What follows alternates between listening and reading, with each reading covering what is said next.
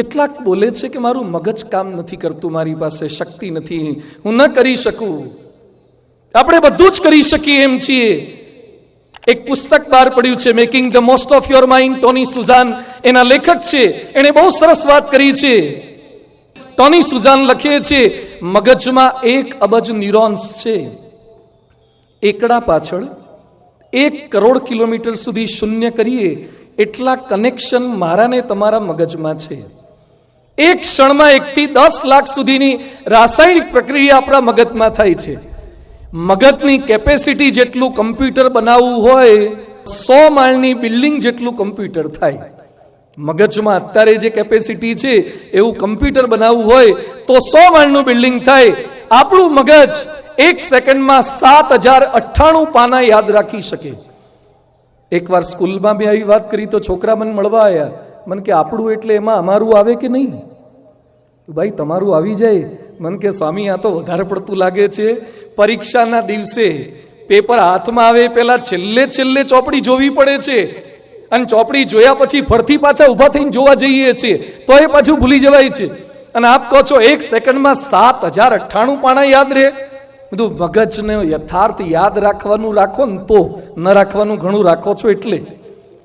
જે યાદ વિવેકાનંદ સ્વામી વાંચ્યા પછી પાના ફાડી શકતા હતા, અથવા તો એટલી ફોટોગ્રાફિક મેમરી હતી, કારણ કે વિવેકાનંદ સ્વામીની અભ્યાસ સિવાય કે નીતિમત્તા સિવાય, સત્વગુણ સિવાય બીજે ક્યાંય રજોગુણમાં નજર નહોતી જતી, એટલે યાદ રાખી શકતા હતા. ભગવાને બ્રેઇન તો આપ્યું છે. 400 કિલોમીટરની સ્પીડે મગજને સંદેશો પહોંચે છે. તમારો હાથ કોઈ ગરમ તપેલીને સ્પર્શ કરે અને ત્યાંથી નર્વ સિસ્ટમ દ્વારા મગજમાં સંદેશો જાય કે છોડી દે, ગરમ છે, ન પકડી રખાય. એ જે સંદેશાની સ્પીડ છે 1 સેકન્ડના 400 કિલોમીટરની સ્પીડ છે. કોઈ દિવસ તમે ગરમ તપેલીનો સ્પર્શ કર્યો અને મગજમાંથી એવો જવાબ આવ્યો કે સોરી इस रूट की सभी लाइनें व्यस्त है, कृपया जारी रहिए? કોઈ દિવસ એંગેજ ટોન મળે? એક બાજુ ગરમ વસ્તુનો સ્પર્શ કરજો, બીજી બાજુ ઠંડી વસ્તુનો સ્પર્શ કરજો. Brain can reply સાઇમલ્ટેનિયસલી. મગજ પેરેલલ બંને જવાબ આપી શકે છે. આવું મગજ તો મારું તમારું સૌ કોઈનું છે. તો એ કેટલાક બોલે છે કે ભગવાને મને કાંઈ મગજ દીધું નહીં. અલા જે દીધું છે એનો ઉપયોગ તો કર. એપ્લિકેશન કેટલી છે ગૂગલમાં? એપ્લિકેશન ઘણી છે, પણ કામ કેટલી લાગે? તમે જેટલી ડાઉનલોડ કરો ને પ્લે સ્ટોરમાંથી એટલી કામ લાગે. અહીંયા બેઠેલા બધાના મોબાઈલમાં ડાઉનલોડ કરેલી પણ ઘણી છે, પણ વાપરો ને એટલી કામ લાગે. વાપરો એટલી એપ્લિકેશન કામ લાગે. એમ ભગવાને એપ્લિકેશન તો આપી જ છે. We have to utilise it. એને આપણે વાપરવાની છે. આજનો વિષય આ છે. માનવ જો ધારે તો, કદાચ કેટલાકને લાગતું હશે કે વિજ્ઞાનના ક્લાસમાં બેઠા એવું લાગે છે. અધ્યાત્મ અને વિજ્ઞાન એ ભારત વર્ષની આગવી ભેટ છે. વિશ્વમાં પ્લાસ્ટિક સર્જરીની શોધ કરનાર એ કોઈ વિદેશી ડોક્ટરો નહોતા, એ આપણા ચરક અને સુશ્રુત ઋષિ મુનિઓ હતા. ગુરુત્વાકર્ષણની ભેટ આપનાર એ ન્યૂટન જન્મ્યો, એ પેલા આર્યભટ્ટે એ ગુરુત્વાકર્ષણનો મંત્ર ને સિદ્ધાંત આપી દીધો હતો. પ્લેનની શોધ કરનાર એ કોઈ રાઇટ બ્રધર્સ નહોતા, એ તો એને આધુનિક પ્લેન આ પ્રકારનું શોધી આપ્યું છે. પણ એની પહેલા યંત્ર સર્વસ્વમ નામનો ગ્રંથ ભારદ્વાજ મુનિએ રચી નાખ્યો હતો. ભારત વર્ષના ઋષિ મુનિની આ વિશેષતા છે, જે જ્ઞાન પણ આપી શકે અને વિજ્ઞાન પણ આપી શકે, અને વિજ્ઞાનને આધારે જ્ઞાનને શીખવી શકે, સમજાવી શકે. માનવનો ઉત્કર્ષ એટલે શારીરિક ઉત્કર્ષ, આર્થિક ઉત્કર્ષ, પારિવારિક ઉત્કર્ષ, સામાજિક ઉત્કર્ષ, માનસિક ઉત્કર્ષ, આધ્યાત્મિક ઉત્કર્ષ.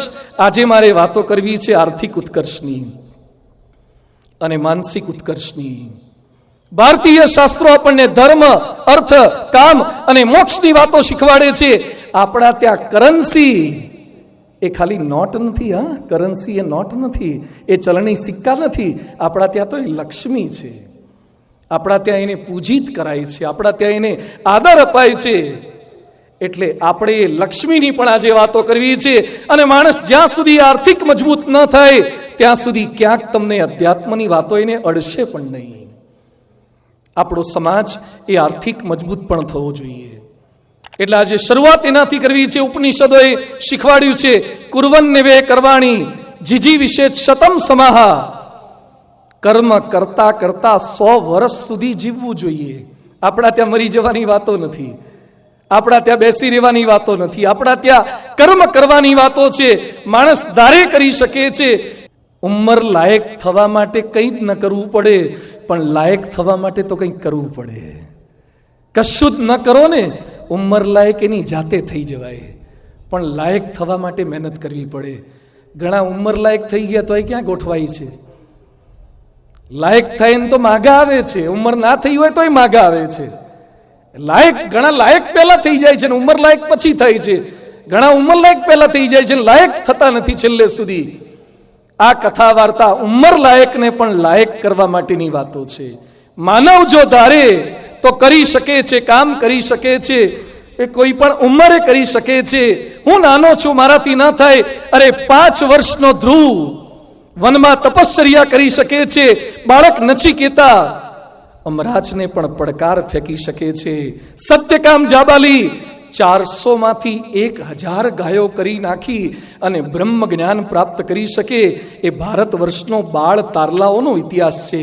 શંકરાચાર્યએ 3 વર્ષે તો કાવ્યો પુરાણો કંઠસ્થ કર્યા, 7 વર્ષે વેદ ભણી લીધા અને 16 વર્ષે તો ભાષ્ય રચી દીધા.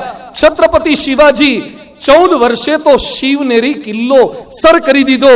સરોજિની નાયડુ 16 વર્ષે 1000 પંક્તિનું કાવ્ય રચી દીધું. બંગાળનો ચંદ્રહાસ ચૌધરી 13 વર્ષે 1500 કવિતા, 12 લઘુ નવલકથા, 3 મોટી નવલકથા અને 400 વાર્તાઓ લખી દીધી. ખલીલ જીબ્રાન 15મા વર્ષે તો પ્રોફેટ લખી દીધું. માર્ટિન લ્યુથર કિંગ 21 વર્ષે ચળવળનો પ્રારંભ કરી દીધો. નેપોલિયન 25 વર્ષે ઇટાલી પર વિજય પ્રાપ્ત કરી દીધો. ન્યૂટને 21 વર્ષે તો પ્રથમ શોધ કરી દીધી હતી. સિકંદર 22 વર્ષે વિશ્વ જીતવા નીકળી પડ્યો હતો. સંત જ્ઞાનેશ્વર 16મા વર્ષે તો જ્ઞાનેશ્વરી ટીકા લખી દીધી, ગીતા લખી દીધી. એડિસને 32 વર્ષે તો બલ્બ શોધી કાઢ્યો. કેટલાકને 64 વર્ષે ઘરમાં મૂકેલો બલ્બ મળતો નથી. એડિસને 32 વર્ષે બલ્બ શોધી કાઢ્યો. ઘણા બલ્બની સ્વિચ મળતી નથી રાત્રે, આણે બલ્બ શોધી કાઢ્યો. રવિન્દ્રનાથ ટાગોર 14 વર્ષે શેક્સપિયરના નાટક મેકબેથનો અનુવાદ કરી દીધો. એલેક્ઝાન્ડર ગ્રેહામ બેલ 29 વર્ષે ટેલિફોન શોધ્યો. અને તથાગત તુલસી 10 વર્ષે તો ભૌતિક વિજ્ઞાનમાં પીએચડી કરી લીધી. 10 વર્ષે ભૌતિક વિજ્ઞાનમાં પીએચડી. શ્રીમદ રાજચંદ્ર ગાંધીજી જેને ગુરુ ગણતા હતા, 16 વર્ષે તો શ્રીમદ રાજચંદ્રે તત્વજ્ઞાનનો મોક્ષમાળા નામનો ગ્રંથ લખી દીધો. નિયાલ થોગુલુવા મદ્રાસનો 8 વર્ષનો દીકરો છે. યુટ્યુબમાંથી 106 ભાષા લખતા અને વાંચતા શીખી ગયો છે. 106 ભાષા વિશ્વની શીખી ગયો. અને આપણે યુટ્યુબમાંથી શીખ્યા શું? શીખી શકાય છે, ગમે તે ઉંમરે શીખી શકાય છે. અને આજે વાત કરવી છે યોગ 11 વર્ષના એક નાનકડા એક કિશોરની. 11 વર્ષનો એક કિશોર જે પોતાનું ઘર છોડીને નીકળી પડ્યો છે. શરીર પર કેવળ કૌપિન ધારણ કરેલી છે, ગળાની અંદર કેવળ માળા અને શાલિગ્રામ ધારણ કરેલા છે, હાથની અંદર કેવળ કમંડલું ધારણ કરેલું છે, મસ્તક ઉપર જટા છે. 11 વર્ષે એક કિશોર નીકળી પડ્યો છે હિમાલયની યાત્રા કરવા માટે.